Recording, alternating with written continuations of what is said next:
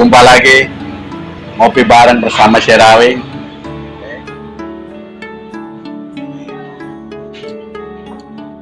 Kita lanjut pembicaraan tentang wayang. Ternyata wayang yang selama ini kita anggap sepele ternyata banyak makna arti di dalam diri kita sebenarnya. Sekarang saya akan jelaskan tentang Bima Suci. Bima Suci itu apa? Seperti yang sudah saya bahas, bahwa Bima itu adalah titisan Bayu, artinya angin. Lalu suci itu adalah bersih. Angin apa yang disebut bersih itu adalah Bima untuk mencapai seorang pendeta atau untuk menjadi seorang sesepuh, untuk menjadi orang tua. Bima harus bisa mengalahkan adalah jin atau buta yang ada di gunung. Artinya kita harus bisa mengalahkan hawa nafsu, angkara murka yang ada di dalam diri kita. Lalu bagaimanakah kita mengatasi itu semua dengan cara pakai angin? Dengan cara seperti pola hidup angin. Pola hidup angin itu banyak.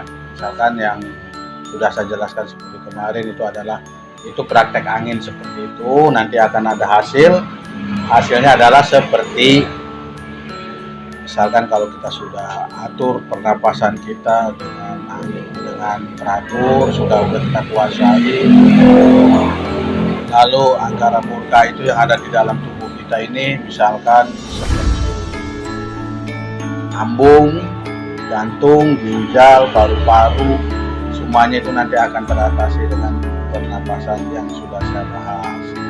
Nah, lalu Bima kemana di situ? Bima yang dikalahkan oleh Bima itu adalah yang pertama adalah angkara murka yang paling besar, itu adalah rajanya, itu adalah raksasa.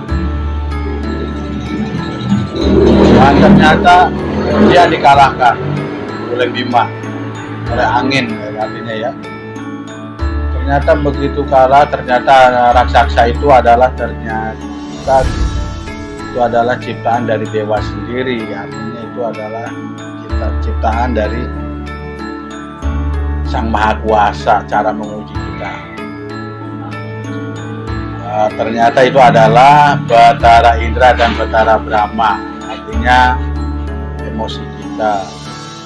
Lalu di situ Bima mendapat petunjuk harus mencari air suci, air Perwitosari yang ada di tengah laut. Artinya angkara murka atau hawa nafsu kita dikuasai, diatur oleh angin tadi. Akhirnya kita di sana bertemulah dengan jati diri kita yang sebenarnya. Dengan gambaran Bima ketemu Dewa Ruci. Lalu apa wejangan sang Dewa Ruci? Apa yang dicari Bima tentang jati dirinya sebenarnya sudah ada.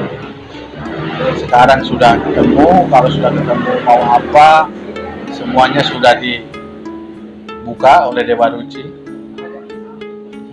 Dan akhirnya setelah itu Bima keluar dari situ. Itu pun untuk sampai ketemu Dewa Ruci, Bima harus proses seperti hilang kesadaran.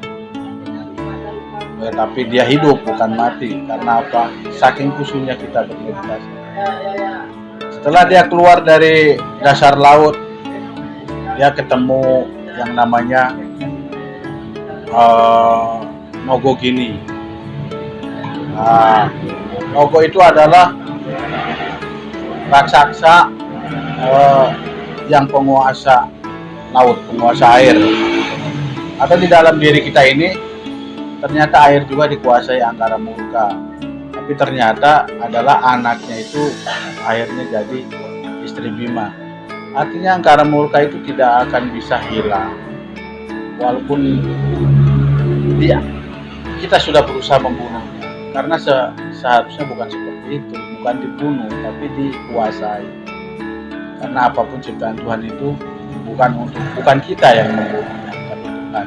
Ya kita sebagai manusia hanya untuk mengatasi saja. Dan akhirnya di situ Bima dikawinkan dengan Nogu gini. Akhirnya punya anak yang bernama Antasena, Budi. Artinya Antasena itu adalah Budi. Setelah Bima keluar dari laut itu, barulah dia bisa menemukan suatu kebaikan. Budi itu adalah kebaikan. Lalu keluar dari dasar laut ke darat. Begitu di darat, di antara Pandawa 5 tadi, Krishna dan lainnya, dan Arjuna sebagainya, dia harus berguru kepada Bima, karena satu-satunya orang yang pertama menemukan Dewa Ruci atau yang pertama menemukan jati dirinya adalah Bima. Artinya orang yang tingkat kesadarannya tinggi bisa menemukan jati diri itu adalah orang yang bisa mengelola angin. Nah, setelah itu Bima jadi disebut Bima Suci.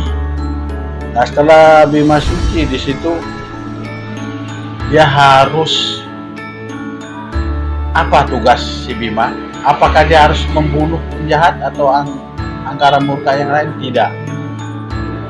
Di sini ada datang Raja Jin yang dari kecil sampai tua dia itu berbuat hanya jahat, yang dia lakukan tidak kebaikan, hanya kejahatan. Lalu dia datang kepada Bima Suci, minta mati, minta dibunuh oleh Bima, tapi minta sempurna. Lalu apa kata si Bima? Bukan tugas saya mencabut nyawa seseorang atau membunuh seseorang. Itu tugas Tuhan yang mencabut, karena dia yang mencipta.